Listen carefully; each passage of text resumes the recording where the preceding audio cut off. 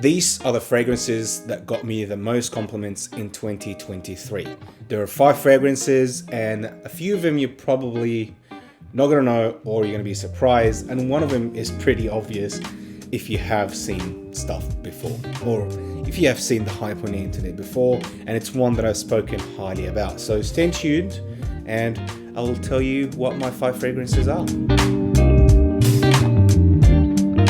Hello, welcome back to my channel. My name is Anthony and this is Rare Scents, where I talk about fragrances that I love and I've been collecting throughout my journey.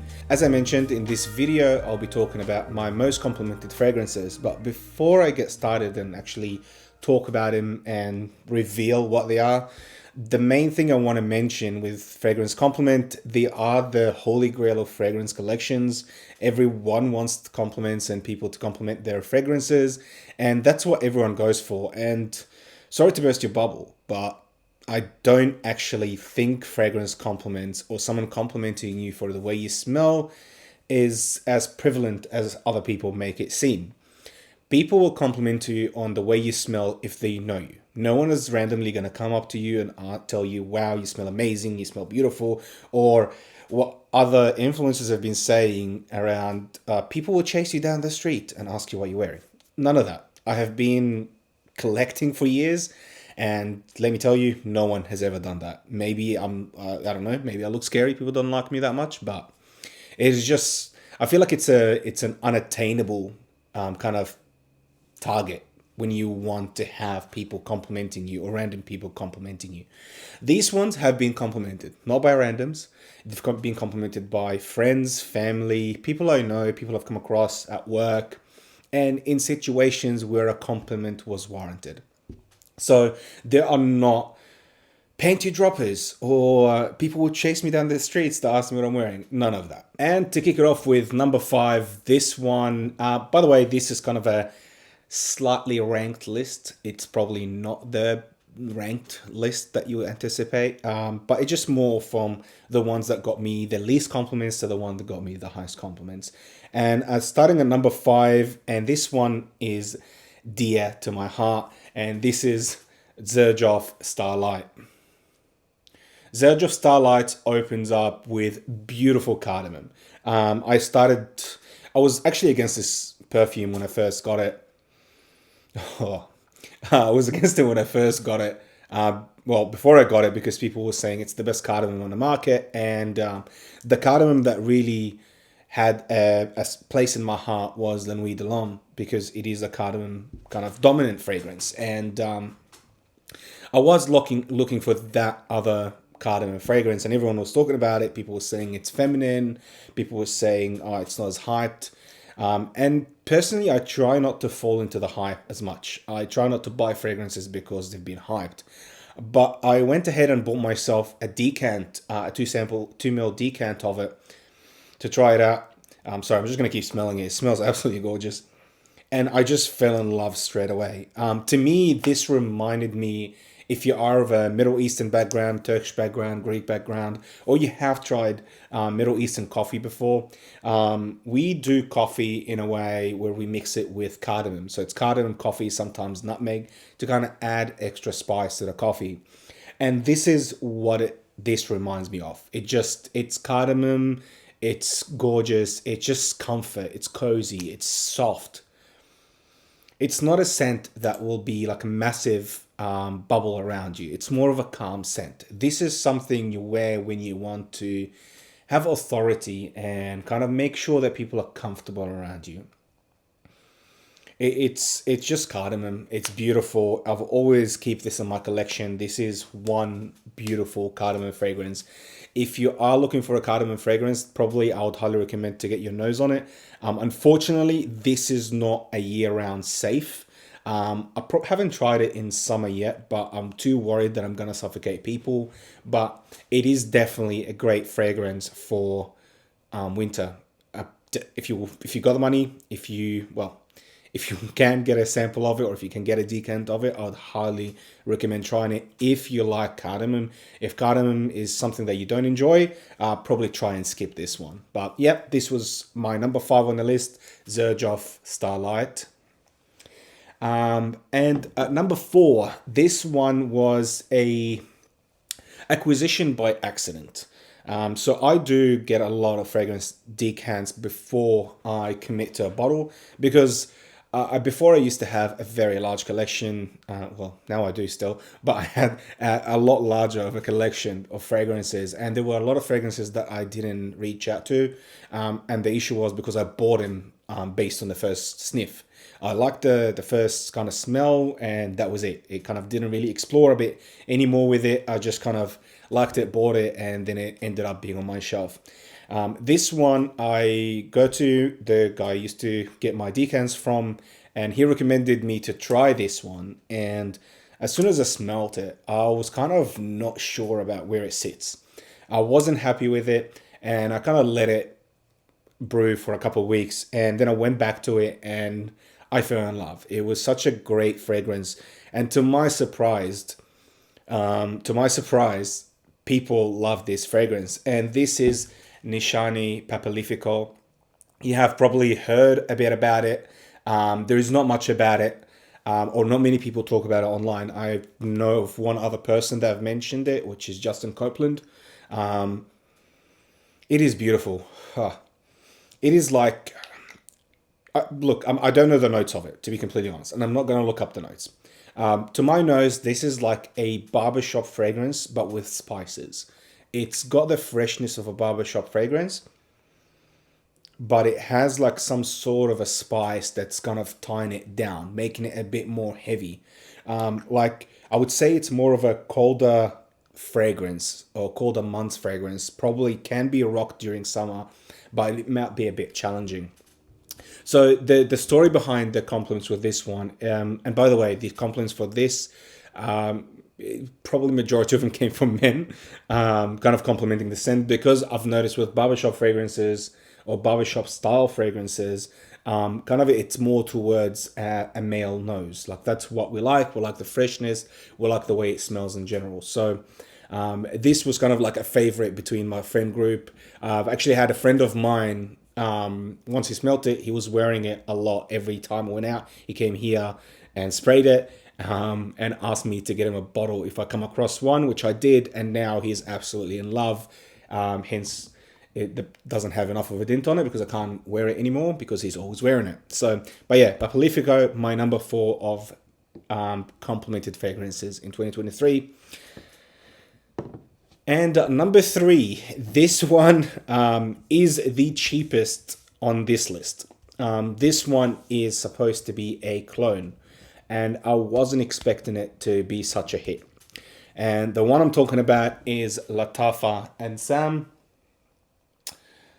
LFA and Sam is supposed to be a clone of Stronger With You Intensely or Azaro The Most Wanted. To my nose, it is not a one-to-one clone. I would say it's inspired by with a twist. It is such a fruity fragrance. It is super fruity. It is super fresh. It is not as dense or syrupy as Strong With You Intensely. So if you want something with a lighter touch, probably this is it. It's more on the fresher side. So I reckon this will be great in hotter days. It is beautiful. This one was actually a favorite of a lot of people. And for the price of it, honestly, it's just makes so much sense to just add it to the collection. The fruitiness is not offensive. It does not smell synthetic at all. And it's just a fresh fruity. So again, this is LFA and Sam Silver. A fruity fragrance that's supposed to be a clone of Strong With You Intensely or Azaro The Most Wanted. I'm not 100% sure which one it is. Highly recommend it. If you can get your nose on it, it's a beautiful scent. Definitely a mass-pleasing scent. A lot of people loved it. A lot of people say it smells great. So yeah, get your nose on it and try it. And now we're at the top two. Those two, actually, I was kind of in between them, which one I should pick for number one. One of them is an absolute personal favorite. I don't wear a lot because I don't want to finish the juice, but it is actually such a beautiful fragrance. It is something that I did not expect. So we'll go, I'm going to stick to the current ranking that I've done, but I will start first with number two. Number two, you probably haven't heard about it before, or if you are in the Middle Eastern fragrances, you probably have. It is a very, very, very opulent bottle. It is hefty. It is just amazing. And it is Arabian Oud Alit. As you can see, the bottle is absolutely gorgeous. It is as heavy as it looks. The cap, it can absolutely kill someone with it. So it is such a gorgeous bottle. Al Farid is a fresh oud. It's clean. It's not aquatic, but it has some sort of freshness to it. Again, not 100% sure on the notes. I didn't look up the notes before doing the video, so I'm just gonna go with what I'm picking and what I'm feeling. But yeah, it is kind of like a clean, super clean floral citrusy oud. The oud is really just a hint in the background. You're not gonna feel it that much, and it's not fecal, it's not barnyardy. It is just gorgeous. Like, this one would work in any situation, and the performance on it is absolutely strong. Like, here I've got a 50 ml bottle, and I'm definitely going to get the 100 ml because this is just something that I'm going to be wearing ongoingly. Like, it's never going to leave my collection. The compliments with this one is actually a funny story. It happened while I wasn't there. Just a testament to how good the performance on this fragrance is. I wore this to a friend's birthday, and I went and I was there for a few hours. We're having laughs. And after I left, one of my other friends called me and he's like, dude, what were you wearing? People are asking. It smells freaking amazing. And that was like, okay, wow, like I didn't actually notice how strong this is, because when you spray it on, I feel like your nose goes like nose blind to it because it's that strong. You smell it at the start, but then it just goes very quiet. But people around you are definitely smelling it. And again, it's one of those scents that are not offensive. No one is really going to hate it. It doesn't have any of those notes that can be polarizing. So if you want something safe, opulent, like, this is definitely a fancy dressing sort of situation. It is not like, it can be a casual everyday scent, but it just, I feel like it's too rich for being a signature scent. Like, it just, you don't want to be wearing this every day. You're setting a standard very high, but definitely people will compliment you on it. People will love your smell, leaves a great scent trail, and it just lasts for ages on your skin. So again, this is Arabian Oud Al Farid, and honestly, in the upcoming videos, I'll be featuring a lot more from Arabian Oud. It's one of my favorite Middle Eastern fragrance houses. It's just absolute quality for the money and absolute quality of perfumes, especially with the number of perfumes they have. So I probably might do a video on around like my top 10 Arabian Oud fragrances and so on. I've got a few of them. But now to the exciting part. And we are reaching number one. And number one, it's going to be an obvious one as soon as I reveal it. And I'm going to explain why. And it's a bit more like, it's not the main thing that you would have expected. So just enough with the suspense. Number one, we have Guerlain Imperial 2. And that's where the difference is. It is Imperial 2. It is not Imperial Valley. In my previous video, I talked about the difference between Imperial 2 and Imperial Valley. This one's actually my new bottle. I do have another bottle that's just got a little bit in there. That's how much I wear it. But also I have decanted it a few times to kind of give to people. So everyone loves it. Everyone that smells this fragrance freaking loves it. So it is definitely worth all the hype that's been getting. So Imperial 2, where do we start? Imperial 2 is probably polarizing. It is a strong scent.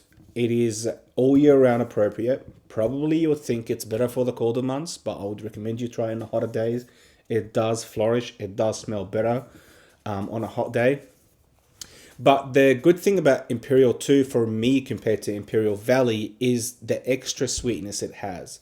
The opening has more praline. It doesn't have the diviner that Imperial Valley has, which kind of takes away that green opening, or like kind of the super smoky opening, that makes it super sweet. And that's what I love about it. I love the sweetness that then settles to become that smoky, ensign-y, and like a bit, you have a cloud around you. Like people will continue smelling you. Probably the dry down on both of them smells exactly the same. Like to my nose, the dry down is 99.9% similar. The difference is really the opening and med. This having the praline note in it. So this is my number one because for the amount of time that I had it, which only been a couple of months, I have received an enormous number of compliments. My friends walking down the street, they will be like, one of them was like, wow, dude, whatever you're wearing is hitting me in the face and it's freaking amazing. And just walking into places, I've tried it once to work, which I highly do not recommend because it is a very strong fragrance. People just love this fragrance. It smells different. It doesn't smell like anything you've tried before. And I think that's a factor of why people think it's a good smelling scent, because it's very polarizing, but in a positive way. It's polarizing that intrigues you and makes you want to say something about it, and hence the compliment, but in a positive way, that it's not polarizing that they hate the smell or they feels too much to their nose. It actually feels very, very good. So yeah, number one is Guerlain Imperial 2. Imperial Valley was very close to it, but as I mentioned, it is the praline in Imperial 2 that I prefer.